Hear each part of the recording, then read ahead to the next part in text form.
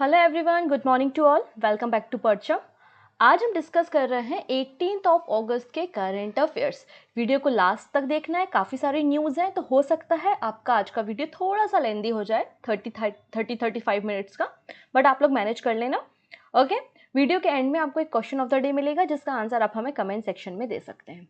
Done इतनी चीज़ें। इसके अलावा एक छोटी सी अनाउंसमेंट ये है कि एसएससी जनरल अवेयरनेस की बुकलेट हमने लॉन्च की है, जिसमें पिछले 5 साल के MCQ को PYQs को कवर किया है। 10,000 प्लस आपको PYQs मिलेंगे जो कि कवर करते हैं SSC CGL, JEE, CPO, CHSL और MTS के एग्जाम्स को। टॉपिक वाइज और ईयर वाइज आपको अलग अलग सेग्रीगेशन देखने को मिल जाएगा। अगर आप इस मैगजीन को लेना चाहते हैं, बुकलेट को परचेज करना चाहते हैं, तो parchamclasses.in पर विजिट करके आप इसे देख सकते हैं और ले सकते हैं। ओके, अब बात कर लेते हैं अपने करंट अफेयर्स की। तो करंट अफेयर्स की PDF आपको हमारे परचम के टेलीग्राम पे मिलेगी, तो टेलीग्राम ज्वाइन करके आप करंट अफेयर्स की PDF को ले सकते हैं। ओके, इसके अलावा अगर वीडियो पसंद आता है तो अपने फ्रेंड्स के साथ शेयर करेंगे। पहली बार आ रहे हैं तो चैनल को सब्सक्राइब कर लेंगे जिससे अपकमिंग क्लासेस के नोटिफिकेशन मिल सकें। तो स्टार्ट करेंगे हम CA और सबसे पहले बात करेंगे कुछ इंपॉर्टेंट पर्सनालिटी जो न्यूज़ में है।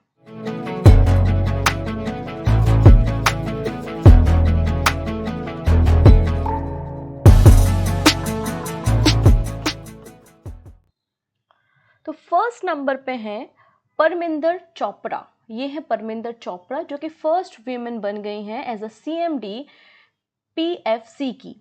पावर फाइनेंस कॉरपोरेशन की CMD बन गई हैं परमिंदर चोपड़ा, और ये पहली महिला है जो कि इस महारत्न कंपनी की CMD बनी है। पूरी न्यूज़ को हम कवर करेंगे। Appointment Committee of Cabinet appointed Parminder Chopra as a first women CMD of PFC। मतलब चेयरमैन और मैनेजिंग डायरेक्टर बन गई है पावर फाइनेंस कॉरपोरेशन लिमिटेड की। पहली full time women as a chairperson, मतलब CMD इन्हें बनाया गया है PFC का।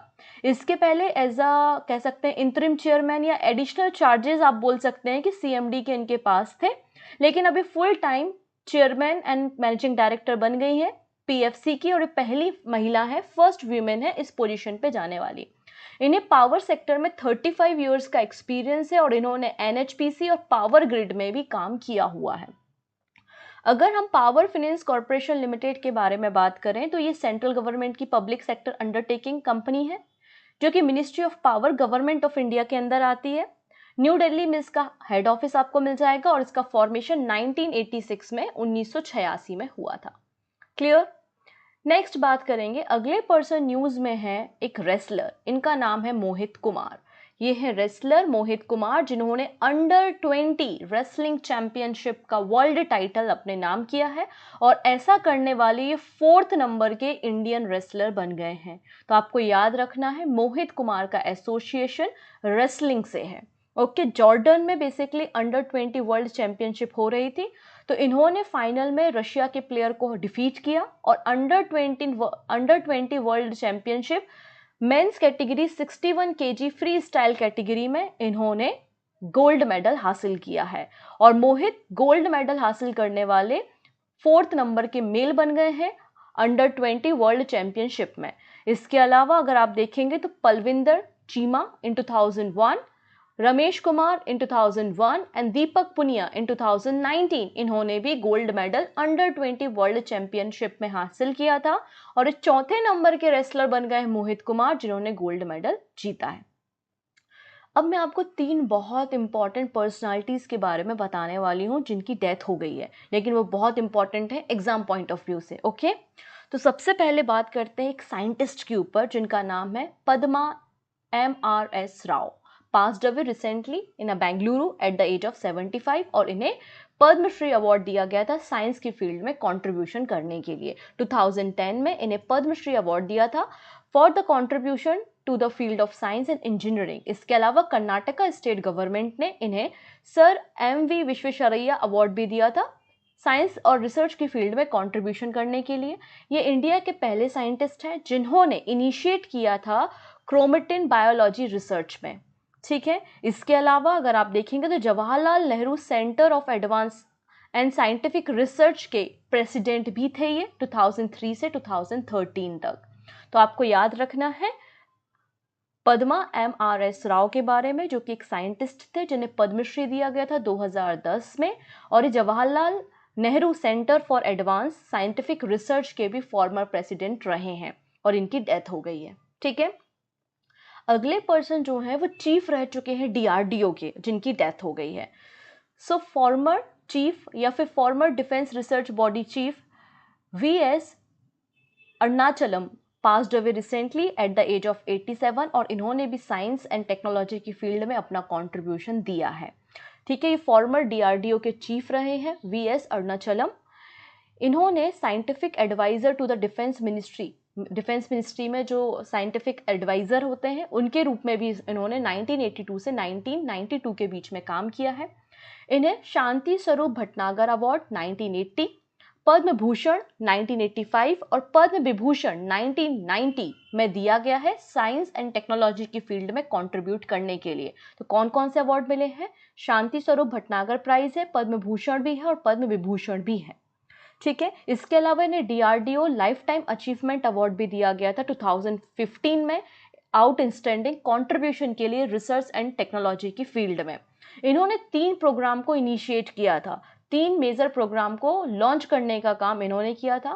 पहला हम बात करते हैं लाइट कॉम्बैट एयरक्राफ्ट, जो LEC होते हैं। तो light combat aircraft under autonomous body aeronautical development agency. इसके अलावा एडवांस टेक्नोलॉजी वेसल प्रोग्राम और integrated guided missile development program, इन 3 प्रोग्राम को, मेजर प्रोग्राम को लॉन्च भी इनके द्वारा ही किया गया था। तो आपको इस साइंटिस्ट का नाम याद रखना है। अगले पर्सन जो न्यूज में है वो एक ऑथर है जो कि मुंबई महाराष्ट्र से बिलोंग करते हैं और इनका नाम है Hari Narke, passed away. Author Hari Narke passed away recently in Mumbai at the age of 70। ठीक है, ये एक प्रोफेसर थे, Mahatma Phule chair at the Savitribai Phule Pune university में ये एज अ प्रोफेसर काम करते थे। इसके अलावा ये फॉर्मर मेंबर भी थे महाराष्ट्र बैकवर्ड क्लास कमीशन के। इन्होंने महाराष्ट्र में जो बैकवर्ड क्लास है उनके अपलिफ्टमेंट के लिए भी काफ़ी काम किया है और एक कमेटी बनाई गई थी जिसका नाम है रंगनाथ पाथारे कमेटी। तो रंगनाथ पाथरे कमेटी के भी मेंबर रह चुके हैं और इस कमेटी का काम था एविडेंस कलेक्ट करना कि मराठी को एक क्लासिकल लैंग्वेज बनाया जाए या ना बनाया जाए। तो क्लासिकल लैंग्वेज मराठी को बनाना तो उसको प्रूफ करने के लिए एविडेंस कलेक्ट करने वाली कमेटी जो थी उसका नाम था रंगनाथ पाथरे कमेटी और उस कमेटी के मेंबर भी रहे हैं। क्लियर है? तो आपको इनका नाम भी याद रखना है। डन। चलो अगले पर्सन जो न्यूज में है वो है इंग्लैंड के फास्ट बॉलर जिनका नाम है Steven fin, has announced retirement from all form of the cricket. तो इंग्लैंड के तेज गेंदबाज स्टीवन फिन ने क्रिकेट के सभी प्रारूपों से संन्यास की घोषणा कर दी है। तो आपसे केवल इतना पूछा जाएगा, स्टीवन फिन किस गेम से हैं या फिर किस कंट्री से हैं। ओके, इसके अलावा एक छोटी सी लिस्ट आपको दिखाई दे रही है, ये वो सारे प्लेयर हैं जिन्होंने रिसेंटली क्रिकेट के कई अलग अलग फॉर्मेट से रिटायरमेंट अनाउंस किया है। ठीक है, या फिर फुटबॉल या दूसरी कैटेगरी में अनाउंसमेंट किया है रिटायरमेंट का। इनमें आपको मनोज तिवारी बहुत इंपॉर्टेंट है, इनका नाम आपको नहीं भूलना है क्योंकि पॉलिटिशियन भी हैं और क्रिकेटर भी थे और इन्होंने भी सारे फॉर्मेट से रिटायरमेंट अनाउंस कर लिया है। ठीक है, नेक्स्ट पर्सन बात करने वाले हैं हम राज चेट्टी के बारे में। ये एक इंडियन अमेरिकन है जिनका नाम है राज चेट्टी और एक इकोनॉमिस्ट है, मतलब अर्थशास्त्री हैं। इन्हें हार्वर्ड यूनिवर्सिटी प्राइज दिया गया है। बेसिकली उन्होंने बहुत बड़ा डेटा कलेक्ट किया जिसमें बताया, एक मिथ था उसको बेसिकली प्रूव करने की कोशिश की कि अमेरिकन जो ड्रीम्स है, achievers the American dream and the obstacle faced by the other. ठीक है, तो हार्वर्ड यूनिवर्सिटी के द्वारा इन्हें जॉर्ज लेजली प्राइज दिया गया है। तो आपको बस इतना याद रखना है कि राज चेट्टी एक इकोनॉमिस्ट है जिन्हें हार्वर्ड यूनिवर्सिटी का प्राइज दिया गया है। चलिए अब बात करेंगे कुछ स्टेट न्यूज और सेंट्रल गवर्नमेंट की स्कीम्स पे। फर्स्ट है Maharashtra scored top position in physical health report. अब देखिएगा इस रिपोर्ट के ऊपर थोड़ा सा चर्चा करते हैं। सबसे पहले कौशिक दास जो कि चीफ इकोनॉमिस्ट हैं एट डॉइचे बैंक, इन्होंने एक सर्वे कंडक्ट कराया 17 मेजर स्टेट में across the country. Okay, basically जो आपका फिजिकल हेल्थ ऑब्जर्व की गई 17 स्टेट में। फिजिकल हेल्थ का मतलब क्या होता है? 4 पैरामीटर पे बेसिकली ये पोजीशनिंग की गई है। पहला तो किसी राज्य का फिजिकल डिफिसिट क्या है, मतलब राजकोषीय घाटा क्या है। कई बार हमारे स्टेट जो है वो डेवलपमेंट वर्क के लिए वर्ल्ड बैंक से, IMF से या फिर RBI से, सेंट्रल गवर्नमेंट से अलग अलग लोन लेते हैं और लोन नहीं चुका पाते तो हमारा घाटा होता है, ऑब्वियस सी बात है। तो फिजिकल डिफिसिट क्या है, ठीक है, पहला पैरामीटर। दूसरा बात, उस स्टेट का टैक्स रेवेन्यू सिस्टम क्या है, किस तरीके से उन्होंने टैक्स कलेक्ट किया है और कितना टैक्स कलेक्ट किया गया है। स्टेट का डेट क्या है, मतलब कर्जे का लेवल क्या है, कितना कर्जा हो चुका है स्टेट को, ठीक है। और चौथा पैरामीटर था इंटरेस्ट, जो रेवेन्यू रिसिप्ट है उस पर गवर्नमेंट, स्टेट गवर्नमेंट कितना इंटरेस्ट या ब्याज दे रही है। तो ऐसे 4 पैरामीटर्स पे इस पूरे रिपोर्ट को तैयार किया गया है। क्लियर है, इस रिपोर्ट को तैयार किया गया है। और फाइनेंशियल ईयर 23 में बताया गया है कि महाराष्ट्र टॉप पोजीशन पे है, बेस्ट स्टेट है ना ओवरऑल फिजिकल हेल्थ, मतलब इन चारों पैरामीटर्स में सबसे कम डेड हो गया या फिर सबसे कम घाटा हो गया, तो वो किस स्टेट का है, महाराष्ट्र गवर्नमेंट का है। महाराष्ट्र के बाद है छत्तीसगढ़, देन उड़ीसा, तेलंगाना एंड झारखंड। अगर हम बॉटम 3 स्टेट्स के बारे में बात करें तो बॉटम 3 स्टेट पे है Bengal, Punjab and the Kerala. Clear. Next, अब बात करेंगे हम मुद्दुमलाई टाइगर रिजर्व के बारे में। आप देख सकते हैं तमिलनाडु में आपको मुद्दुमलाई टाइगर रिजर्व देखने को मिलेगा, नीलगिरी डिस्ट्रिक्ट में, ठीक है। रिसेंटली मद्रास हाई कोर्ट ने सेंट्रल गवर्नमेंट को ऑर्डर दिया है, क्या ऑर्डर दिया है, फंड रिलीज करने का। क्या है ये फंड, किस बारे में ये फंड है, हम वो डिस्कस करने वाले हैं। तो Mudumalai tiger reserve, high court order to relocate all residents. तो यहाँ पे मुद्दुमलाई जो टाइगर रिजर्व है ना, उसके प्रोटेक्टेड एरिया में एक गांव आता है, एक विलेज आता है जिसमें 495 रेसिडेंट रहते हैं। इन 495 रेसिडेंट को रिलोकेट करने के लिए फंड की जरूरत है, इसलिए मद्रास हाई कोर्ट ने कहा है सेंट्रल गवर्नमेंट फंड को रिलीज करे, इन 495 रेसिडेंट जो कि मुद्दुमलाई टाइगर रिजर्व के प्रोटेक्टेड एरिया में रह रहे हैं उनको हम रिलोकेट कर सकें, ठीक है। ये जो मुद्दुमलाई टाइगर रिजर्व है बेसिकली आपको नीलगिरी डिस्ट्रिक्ट तमिलनाडु में देखने को मिलेगा और ये 321 स्क्वायर किलोमीटर एरिया में फैला हुआ है। बेसिकली अगर आपसे पूछ लिया जाए, एक बहुत ही शानदार ज्योग्राफी का क्वेश्चन बनता है कि मुद्दुमलाई टाइगर रिजर्व जो है वो किन 3 स्टेट में फैला हुआ है। बेसिकली ये जो टाइगर रिजर्व है ये ट्राई स्टेट में है, ट्राई जंक्शन में है, क्योंकि इसका एरिया कर्नाटका, केरला एंड तमिलनाडु में फैला हुआ है, ठीक है। और ये नीलगिरी जो बायोस्फीयर रिजर्व है उसका एक पार्ट है। और नीलगिरी बायोस्फीयर रिजर्व आप सभी को पता है कि हमारी कंट्री का ये पहला बायोस्फीयर रिजर्व भी है, ठीक है। ऐसा बताया जाता है। मुद्दुमलाई का मतलब क्या है, मुद्दुमलाई का मतलब होता है the ancient hill range. Mudumalai का क्या मीनिंग है, द एंशियंट हिल रेंज, बहुत ही प्राचीन श्रृंखला, ठीक है। ऐसा बताया जाता है कि ये जो रेंज है ना वो 65 मिलियन ईयर अगो फॉर्म हुई थी, वेस्टर्न घाट के पहले इसका फॉर्मेशन हुआ था, ऐसा मानना है, ठीक है। तो आपको इतना पता चल गया। नेक्स्ट बात करेंगे यहाँ पे क्या क्या पाया जाता है। तो यहाँ पे बहुत अलग अलग हैबिटेट है, अलग अलग प्रकार के फ्लोरा एंड फाउना है। अगर आप यहाँ पे देखेंगे तो ट्रॉपिकल एवरग्रीन फॉरेस्ट मिलेगा, मॉइस्ट डेसिडियस फॉरेस्ट मिलेगा, मॉइस्ट टीक फॉरेस्ट मिलेगा, ड्राई टीक फॉरेस्ट और सेकेंडरी ग्रासलैंड मिलेगी। यहाँ पे जो घास के मैदान है, यहाँ पे जो ग्रासलैंड है ना वो काफ़ी ऊंची ऊंची हैं, बहुत अधिक हाइट वाली आपको यहाँ पे टॉल ग्रासेस मिलेंगी जिनको एलिफेंट ग्रास कहते हैं। और बहुत ही जाइंट वैरायटी बैम्बू, बांस के पेड़ों की भी बहुत जाइंट वैरायटी, बहुत बड़ी वैरायटी आपको इस एरिया में देखने को मिलती है। टीक और रोजवुड भी यहाँ पर देखने को मिलते हैं। तो एलिफेंट ग्रास आपको कौन से टाइगर रिजर्व में मिलती है, तो मुद्दुमलाई टाइगर रिजर्व में आपको मिलती है। अच्छा, इसके अलावा आप लोग ने एक Oscar winning elephant whisper film के बारे में सुना होगा, हमने अपने करंट अफेयर्स में भी डिस्कस किया है।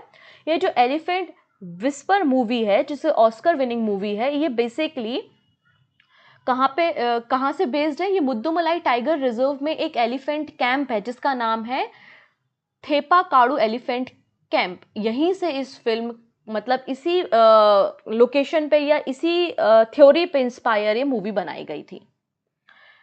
नेक्स्ट बात करेंगे गोवा गवर्नमेंट से। तो गोवा गवर्नमेंट ने लॉन्च किया है Gramin Mitra scheme to promote digital empowerment. Goa सरकार ने डिजिटल सशक्तिकरण या एम्पावरमेंट को बढ़ावा देने के लिए ग्रामीण मित्र स्कीम को लॉन्च किया है। इसका मकसद क्या है, गवर्नमेंट की जो सर्विसेज है, जो भी स्कीम्स हैं, वो डोर स्टेप तक डिलीवरी उनकी हो सके, specially in the rural areas. ग्रामीण क्षेत्रों में डिजिटल टेक्नोलॉजी के जरिए डोर स्टेप डिलीवरी हो सके, गवर्नमेंट की स्कीम्स का, गवर्नमेंट के जो भी स्कीम है उसका फायदा ग्रामीण क्षेत्र में रहने वाले लोगों को भी मिल सके डिजिटल टेक्नोलॉजी के जरिए, और उनका भी डिजिटली एम्पावरमेंट हो सके, वो भी डिजिटली नई नई चीज़ों को सीख सकें, यूपीआई करना सीख सकें, किस तरीके से स्कीम का फायदा उठाना है डिजिटल तरीके से, ऑनलाइन तरीके से वो सीख सकें, और उन लोगों का सोशल इकोनॉमिक अपलिफ्टमेंट हो सके और ई गवर्नेंस सर्विस को वो एडॉप्ट करें। इसलिए यहाँ पर ग्रामीण मित्र एप्लीकेशन को, स्कीम को लॉन्च किया है बाय द प्रमोद सावंत, जो कि चीफ मिनिस्टर है गोवा के। ठीक है, नेक्स्ट है लखपति दीदी योजना। अब ये क्या कहानी है? दीदी को मतलब जो फीमेल्स हैं उनको लखपति बनाना यहाँ पे एजेंडा है गवर्नमेंट का। इसके बारे में इंडिपेंडेंस डे पे अपनी स्पीच में प्राइम मिनिस्टर मोदी ने कहा था। So government planning skill training for 2 crore women under लखपति दीदी स्कीम। सरकार योजना बना रही है कि लखपति दीदी योजना के अंतर्गत 2 करोड़ महिलाओं को ट्रेनिंग दिया जाएगा, प्रशिक्षण दिया जाएगा। प्रशिक्षण किस चीज में दिया जाएगा? कि वो एलईडी बल्ब जो होते हैं उनकी मेकिंग कर सकें, या फिर ड्रोन वगैरह होते हैं उनकी रिपेयरिंग वगैरह कर सके, तो उसके लिए इनको ट्रेन किया जाएगा, जिससे ट्रेनिंग करने के बाद एक अच्छी नौकरी इनको मिल सकेगी और जो फीमेल्स हैं वो इंडिपेंडेंट हो सकेंगी, उनका अपलिफ्टमेंट हो सकेगा। इसलिए लखपति दीदी स्कीम को लॉन्च किया गया था, aim to encourage them to start micro enterprises. Okay, तो इसलिए यहाँ पे बोला है प्राइम मिनिस्टर नरेंद्र मोदी ने इंडिपेंडेंट डे की स्पीच में, it is my dream to make 2 crore lakhpati दीदीज इन विलेजेस। नेक्स्ट है जिम कॉर्बेट टाइगर रिजर्व के बारे में बात कर रहे हैं। आप सभी लोगों ने जिम कॉर्बेट नेशनल पार्क के बारे में सुना होगा। 1936 में इसको बनाया गया था। पहला नाम इसका हेली था, बाद में इसका नाम जो है वो जिम कॉर्बेट कर दिया, और 1973 में ये टाइगर रिजर्व का या प्रोजेक्ट टाइगर का हिस्सा हुआ। लेकिन जिम कॉर्बेट टाइगर रिजर्व जो है उत्तराखंड में, उसमें यहाँ पे वर्ड सर्वे कराया गया। वहाँ पे जो डिफरेंट स्पीसीज रहती हैं पक्षियों की, उन प्रजातियों की गणना कराई गई। ठीक है, तो in the recent word survey at the Corbett tiger reserve about 275 bird species, यहाँ पे 275 पक्षियों की अलग अलग वैरायटी या स्पीसीज हैं, जिनमें से 2 क्रिटिकली इंडेंजर है। 2 कैसी है? क्रिटिकली इंडेंजर है, मतलब इनका संरक्षण बहुत जरूरी है, नहीं तो ये एक्सटिंक्ट हो जाएंगे, विलुप्त हो जाएंगी। और वो 2 स्पीसीज कौन सी हैं? एक है white rumped vulture and red headed vulture, जिन्हें IUCN की भी क्रिटिकली इंडेंजर कैटेगरी में शामिल किया गया है। इन दोनों स्पीसीज के बारे में सर्वे में बताया गया। ठीक है, 2 स्पीसीज कैसी है? बहुत ही ज्यादा क्रिटिकली इंडेंजर है, और 2 स्पीसीज जो है वो इंडेंजर स्पीसीज है। इंडेंजर स्पीसीज कौन सी है? पलास फिश ईगल और इजिप्टियन बल्चर, ये दोनों इस सर्वे में इंक्लूड की गई हैं। बेसिकली जो सर्वे है वो वर्ल्ड वाइड फंड, मतलब WWF India, tiger conservation foundation और विलेज के जो वॉलंटियर प्रोटेक्शन फोर्स है उनके द्वारा ये सर्वे कराया गया, और यहाँ पे हमें 275 बर्ड्स की स्पीसीज मिली हैं। क्लियर है इतनी चीजें? चलो नेक्स्ट बात करेंगे हम ए हेल्प प्रोग्राम। बेसिकली ये प्रोग्राम जो है ना उत्तराखंड में आई थिंक अप्रैल 2023 में लॉन्च किया गया था। अब वापस से इसको गुजरात में भी लॉन्च किया गया है। ठीक है, तो union minister for animal husbandry and dairying Purushottam Rupala, कौन है ये? पुरुषोत्तम रूपाला है जो एनिमल हस्बेंड्री एंड डेयरिंग को संभाल रहे हैं। इन्होंने इनॉग्रेट की है a help program in the state of Gujarat. A HELP का फुल फॉर्म क्या है? Accredited agent for health and extension of livestock production. नाम से समझ में आ रहा है एजेंट तैयार करना रूरल एरियाज में, स्पेशली वीमेन एजेंट को ट्रेन करना। किस लिए? कि अगर जो हमारे पालतू जानवर हैं उनको कोई डिसीज हो जाती है तो कैसे हमें ट्रीटमेंट देना है, उनको वैक्सीनेशन कैसे करना है, फर्टिलिटी को कैसे इंप्रूव करना है, ये इसका मकसद है। इस प्रोग्राम को एज अ पार्ट ऑफ आज़ादी का अमृत महोत्सव लॉन्च किया गया था। इसके 2 इनिशिएटिव थे। पहला है पशुधन जागृति अभियान और दूसरा है राष्ट्रीय Gokul mission goal.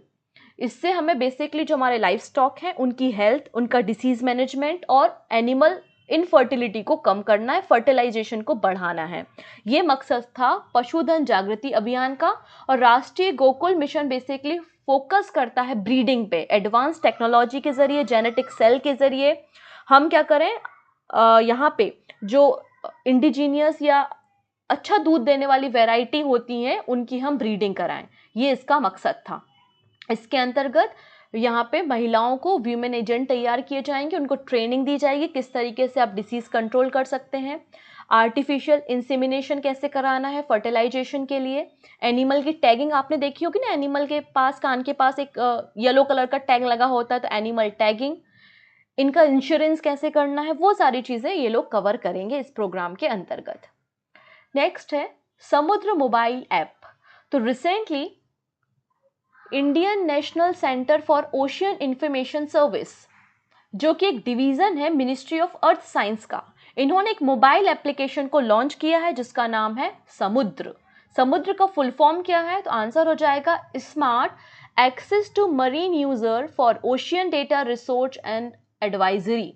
Smart access to the marine users for ocean data resources and advisory. नाम से समझ में आ रहा है कि जो लोग फिशरमैन होते हैं, नाविक होते हैं, समुद्र में जाते हैं, उनको पहले ही समुद्र की मैपिंग के बारे में जानकारी हो जाए कि कौन सा ऐसा एरिया है जहाँ पे फिश का रिप्रोडक्शन ज़्यादा है, जहाँ पे आपको फिशिंग करने के लिए ज़्यादा मछलियाँ मिलेंगी, या एक ऐसा मैप तैयार कर दिया जाए जिससे हमें रिसोर्सेज का डेटा मिल सके। कई सारे ऐसे बहुत कॉम्प्लेक्स टर्म होते हैं ओशनोलॉजी से रिलेटेड, तो उन कॉम्प्लेक्स टर्म को इजी वे में ट्रांसलेट किया जाए और इन कॉम्प्लेक्स टर्म को मैप के जरिए, चार्ट के जरिए और एनिमेशन के जरिए लोगों को समझाया जाए। समुद्र के सेक्टर में या ब्लू इकोनॉमी को बढ़ाने के लिए रिसर्च फील्ड में हमें मदद मिले। इसके अलावा अगर हाई टाइड आ रही है, हाई वेव आ रही है या सुनामी अलर्ट है, वो पहले ही पता चल जाए। तो ये सारे बेनिफिट को ध्यान में रखते हुए इस मोबाइल एप्लीकेशन को तैयार किया गया है। ठीक है, ये एप्लीकेशन जो है पब्लिक प्राइवेट एंटिटी में भी मदद करेगी। इसकी मदद इंडियन कोस्टल गार्ड और नेवी और शिपिंग इंडस्ट्रीज में भी की जाएगी। तो इसलिए समुद्र मोबाइल एप्लीकेशन को लॉन्च किया गया है। नेक्स्ट बात करेंगे आबुआ आवास योजना। तो झारखंड गवर्नमेंट के द्वारा इंडिपेंडेंस डे के ओकेशन पे झारखंड के चीफ मिनिस्टर हेमंत सोरेन ने लॉन्च की है आबुआ Awas Yojana for the needy people in the state. तो झारखंड में वो लोग जिनको घरों की ज़रूरत है, जो बैकवर्ड फैमिली से बिलोंग करते हैं, दलित हैं, लेबरर हैं या फार्मर हैं या गरीब हैं और उनको घर की ज़रूरत है, तो उस केस में स्टेट गवर्नमेंट उनको फंड देगी और घर का निर्माण कराया जाएगा और 3 कमरे का मुफ्त मकान तैयार हो जाएगा गरीबों के लिए। ये है आबुआ आवास योजना। इसके लिए government of Maharashtra Jharkhand, government of Jharkhand जो है 15,000 करोड़ रुपीस आने वाले 2 इयर्स में स्पेंड करेगी। इसके अलावा इन्होंने अपनी स्पीच में कहा, क्या कहा कि झारखंड गवर्नमेंट कमिटेड करती है कि वो क्लीन ड्रिंकिंग वाटर प्रोवाइड करेगी 61 लाख रूरल फैमिलीज को बाय द 2024 अंडर द जल जीवन मिशन। तो जल जीवन मिशन के अंतर्गत 2024 तक 61 लाख ग्रामीण क्षेत्र में रहने वाले लोगों को शुद्ध पेय पानी उपलब्ध कराया जाएगा। ये बात यहाँ पर बोली गई है। ठीक है, तो क्वेश्चन आएगा कि आबुआ आवास योजना किस स्टेट गवर्नमेंट की, तो आंसर हो जाएगा झारखंड। नेक्स्ट है India get first ever night street racing circuit in Chennai. तो साउथ एशिया का और भारत का ये पहला नाइट स्ट्रीट रेसिंग सर्किट तैयार हो रहा है चेन्नई में, तमिलनाडु में। ठीक है, तमिलनाडु के चेन्नई में ये सर्किट तैयार हो रहा है जिसमें आने वाले समय में कई सारे रेसिंग कॉम्पिटिशन्स को भी कंडक्ट कराया जाएगा। स्टेट गवर्नमेंट ने इस नाइट स्ट्रीट रेसिंग सर्किट को तैयार करने के लिए बेसिकली जो आइलैंड ग्राउंड है, जो मरीना बीच के आसपास का सर्किट है, वहाँ पर इस नाइट सर्किट को तैयार किया गया है फॉर द रेसिंग पर्पस। ठीक है, और इसके लिए स्टेट गवर्नमेंट ने पार्टनरशिप की है racing promotion private limited RRPL के साथ फॉर दिस प्रोजेक्ट। और ये जो RRPL है वो प्रमोट करता है Indian racing league and the F4 Indian championship को। लगभग 3.5 किलोमीटर का ये पूरा ट्रैक तैयार किया गया है। नेक्स्ट बात करेंगे इंडिया का पहला ड्रोन कॉमन टेस्टिंग सेंटर, इसे भी सेटअप किया जा रहा है तमिलनाडु में। ठीक है, तो तमिलनाडु इंडस्ट्रियल डेवलपमेंट कॉरपोरेशन मतलब टिस्को एंड नोडल एजेंसी है जो कि इम्प्लीमेंट कर रही है तमिलनाडु डिफेंस इंडस्ट्रियल कॉरिडोर, और ये लोग सेट करने वाले हैं इंडिया का पहला अनमेन्ड एरियल सिस्टम मतलब drone common testing centre, drone की जहाँ पे टेस्टिंग की जाए। और इसकी जो कॉस्टिंग आएगी वो 45 करोड़ रुपीज़ आएगी। लगभग 2.3 एकड़ के एरिया में इस पूरे टेस्टिंग सेंटर को तैयार किया जाएगा, सिपकॉट इंडस्ट्रियल पार्क एरिया में, श्री पेरम्बुदूर एरिया में इसे तैयार किया जाएगा। नेक्स्ट है government clear ₹20,000 crore deal to build 5 warship. Indian navy ने कहा था कि हमें 5 वॉरशिप की ज़रूरत है जो हमें सपोर्ट भी प्रोवाइड करे। हमारे पास फ्यूल की कमी हो गई है अगर, तो फ्यूल को कैरी करके लाए, या फूड सप्लाई की कमी है तो फूड सप्लाई को भी कैरी कर सके। तो इस तरीके से हमें 5 वॉरशिप की रिक्वायरमेंट है। ऐसा बहुत पहले इंडियन नेवी ने आई थिंक 2016 के आसपास कहा होगा। तो यहाँ पे गवर्नमेंट ने फाइनली 20,000 करोड़ रुपए की डील फाइनल कर ली है और मैन्युफैक्चरिंग किया जा रहा है FSV मतलब फ्लीट सपोर्ट वेसल्स को, जिसकी अर्जेंटली रिक्वायरमेंट है इंडियन नेवी को। और ये कॉन्ट्रैक्ट जो है वो वाइजैक को दिया गया है। Vizag based Hindustan shipyard limited in 45,000 ton warship को तैयार करेगा। ये लार्जेस्ट शिप है जिसको इन हाउस मतलब हमारे डिफेंस मिलिट्री के खुद के यार्ड में, ओन यार्ड में इसको तैयार किया जा रहा है। इस शिप का use basically long range patrolling करने के लिए, वैरायटी ऑफ इक्विपमेंट को कैरी करने के लिए यूज़ किया जाएगा। अगर हम चेयरमैन के बारे में बात करें तो हिंदुस्तान शिपयार्ड लिमिटेड के चेयरमैन हेमंत खत्री हैं। ओके, नेक्स्ट है पाइबॉट। ये एक ह्यूमनॉइड रोबोट है। पहली बार इस तरीके का रोबोट तैयार किया गया है जो कि प्लेन उड़ा सकता है। पायलट है भाई ये, ठीक है। तो यहाँ पर देखेंगे इंजीनियर्स एंड रिसर्चर्स की एक टीम है कोरिया की, Korea advance institute of science and technology. इन्होंने करेंटली एक ह्यूमनॉइड रोबोट को तैयार किया जिसका नाम है Pibot, that can fly aircraft without needing to modify the cockpit. तो ये एयरक्राफ्ट को उड़ा सकता है और ये वर्ल्ड का पहला ह्यूमनॉइड पायलट है जो कि एयरक्राफ्ट को फ्लाई कर रहा है like a human. It can fly an aeroplane just like a human pilot by manipulating all the signal control in the cockpit which is designed for the human। इसके अलावा ये कॉकपिट में बैठ के ये जो पायलट रोबोट है ये भाई साहब नीचे एयर ट्रैफिक कंट्रोलर से भी बात कर सकते हैं, उनके इंस्ट्रक्शंस को भी ले सकते हैं, और जो पूरी मैपिंग है कि कहाँ से किस रूट में हमको क्राफ्ट को उड़ाना है ये इनके दिमाग में पूरा चार्ट पहले ही फीड कर दिया जाता है जिससे कोई भी एरर के चांसेस होते ही नहीं है। It combine artificial intelligence and robotics technology, can process the natural language of the flight manual and control the flight operation in the real time. It external camera allow Pybot to monitor the current state of the aircraft, and internal one help is manage essential switch to the control panel। तो इस तरीके से flight को उड़ा सकता है। Next है Indian army ने डेडिकेट किया है Bhagat bridge on the 77th independence day. तो भगत ब्रिज इंडियन आर्मी ने बनाया है, आप देख सकते हैं कहाँ पर, दाना विलेज में। और दाना विलेज आपको LOC के पास देखने को मिलेगा, ठीक है। दाना village the last village on the line of control, ठीक है। इसमें आपको भगत ब्रिज कंस्ट्रक्ट किया है इंडियन आर्मी के मेंबर्स के द्वारा और 77 इंडिपेंडेंस डे पे इसे इनॉग्रेट किया है। ये लगभग 115 फीट का एक ब्रिज है जिसको लेट मेजर भगत सिंह की याद में बनाया गया है। भगत सिंह जी को वीर चक्र दिया गया था 1965 की वॉर के लिए और उनकी याद में इस विलेज को भगत विलेज कहा जाता है। और यहाँ पे जो ब्रिज बनाया गया है उसका नाम है भगत ब्रिज। तो इंडियन आर्मी के इंजीनियर्स के द्वारा इसे तैयार किया गया है। और इस इनॉग्रेशन सेरेमनी में आसपास के जो 7 गांव हैं, 7 विलेजेस के लोगों को, चिल्ड्रंस को, वीमेंस को, एल्डर्स को बुलाया गया था। बेसिकली ये इंफ्रास्ट्रक्चर एक कह सकते हैं कि इन सारे गांवों की एजुकेशन को इम्प्रूव करेगा, हेल्थ केयर फैसिलिटी को एक्सेस करने में इनको आसान बनाएगा और टूरिज्म रीजन के हिसाब से भी ये ब्रिज काफ़ी इंपॉर्टेंट हो जाता है। तो भगत ब्रिज दाना विलेज में।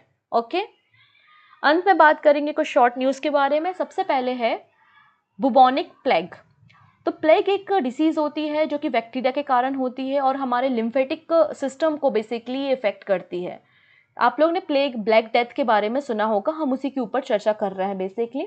तो बुबोनिक प्लेग के 2 केसेस डिटेक्ट हुए हैं चाइना में, चाइना इनर मंगोलिया एरिया में। प्लेग जो होती है वो हाईली इन्फेक्शियस डिसीज़ होती है, तुरंत इमीडिएट बेसिस पे हमको इलाज की ज़रूरत होती है, नहीं तो इंसान की जान भी चली जाती है। और बेसिकली रोडेंट के ज़रिए ये डिसीज़ ट्रांसमिट होती है, ठीक है। नेक्स्ट है टाइफून लेन। तो टाइफून लेन ने हिट किया है जापान में, जिसके कारण वहां पे फ्लडिंग आ गई है, बाढ़ की समस्या खड़ी हो गई है। तो टाइफून लेन कहाँ आया है? जापान में आया है। इसके अलावा एशियन डेवलपमेंट बैंक ने $40 मिलियन का लोन अप्रूव किया है मेघालय में। किस लिए लोन दिया गया है? चाइल्डहुड डेवलपमेंट के लिए और मैटरनल मेंटल हेल्थ को इन्हांस करने के लिए। ठीक है, अंत में बात करेंगे कुछ एमसीक्यू के बारे में। तो पहला क्वेश्चन है, which state has become the first Indian state to give free in vitro fertilization मतलब IVF treatment in the government hospital? तो ऐसा करने वाला पहला स्टेट कौन सा है? Goa. Option C is the right answer. Next है, अकॉर्डिंग टू सौम्या कांति गौशान, group chief economics adviser of State Bank of India. तो ये चीफ इकोनॉमिक एडवाइजर है स्टेट बैंक ऑफ इंडिया की। इन्होंने कहा है कि भारत की जो इकोनॉमी है वो वर्ल्ड की 3rd लार्जेस्ट इकोनॉमी हो जाएगी किस साल तक? तो 2027 तक। नेक्स्ट है, अनबर उल हक काकर इन्हें रिसेंटली किस कंट्री का केयर टेकर प्राइम मिनिस्टर बनाया गया है? तो आंसर हो जाएगा Pakistan. Option D is the right answer. Next है, 77 इंडिपेंडेंस डे की ईव पर कितने पुलिस पर्सनल्स को पुलिस मेडल दिए गए हैं? आंसर हो जाएगा 954। Option D. नवरोज अभी हमने रिसेंटली सेलिब्रेट किया है, किस कम्युनिटी का ये न्यू ईयर है? तो पारसी न्यू ईयर को हम नवरोज कहते हैं। Option A is the right answer. Next है, ग्रेफीन अरोरा प्रोग्राम रिसेंटली किस मिनिस्ट्री ने लॉन्च किया है? तो आंसर हो जाएगा MeitY, ministry of electronics and IT. Option B is the right answer.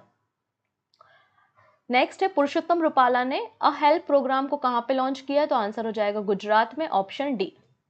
This is the question of the day. In which city is the G20 Film Festival being organized? Kolkata, Mumbai, new Delhi या फिर जयपुर? जो भी सही answer लगता है comment पे बताइएगा। बाकी सारी बातों को हम कल डिस्कस करते हैं। तब तक अपना ध्यान रखेंगे। Take care and bye bye.